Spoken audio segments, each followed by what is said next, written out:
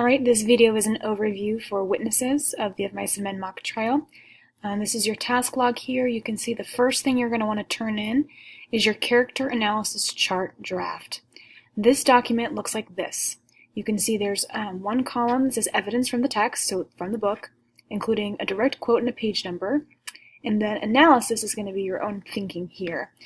So the first thing you're going to look for is character's physical description. Depending on what character you are, what parts of the book show that physical description, especially any handicaps. Keeping in mind handicaps may be physical, but also mental, so keep that in mind as well. So make sure that you're providing as many examples as you can and then explaining that example in your analysis column. Then make a note, is the character round, flat, static, dynamic? In case you don't remember this from middle school, round characters are well developed and major players in the story. So that's like your George and your Lenny. Flat characters are more minor characters who play less of a significant role, but they do contribute to the plot nonetheless. So those kind of characters might be Slim, the boss, Carlson, those kind of characters. A static character is a character that does not change over the course of the entire book, but a dynamic character is one that does change. So either write round and dynamic, or static and flat, or round and static in this section, and then explain this and then use evidence to support that explanation as well as your own thoughts here. Okay? How do other characters feel about your character and react to him? So find evidence of that and then explain it here. The character's private thoughts, same thing. Their views on the murder of Curly's wife. Specifically, how do they view that character, Curly's wife? What do they think of her? Show that evidence and analyze it in that column. What do characters think about Lenny? Same thing. And then what are their hopes, dreams, aspirations, and then what are their strengths and weaknesses? So put a lot of thought and detail into this first draft. You'll turn that in on the 21st. You'll get feedback from me and others, and you'll return that in, that final draft, on the 28th.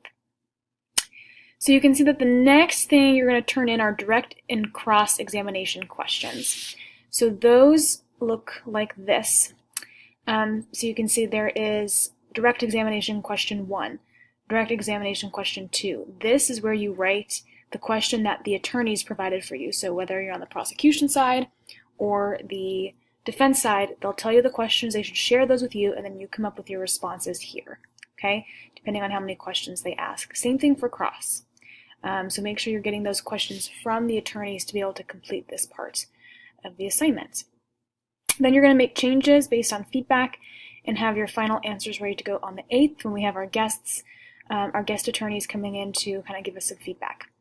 And then we have on December 1st, your first attempt at rewriting a scene. So this is where you choose one scene from your character's point of view and you rewrite that scene from their perspective. So write your character's name here, the chapter and pages that your scene is in, provide a basic summary of the scene, come up with your own title for the scene, and then rewrite the scene in this section below. Try to adopt the style of John Steinbeck in terms of how he's descriptive, how he uses literary devices, dialogue, things like that. Okay? But you should be writing it from the perspective of your character.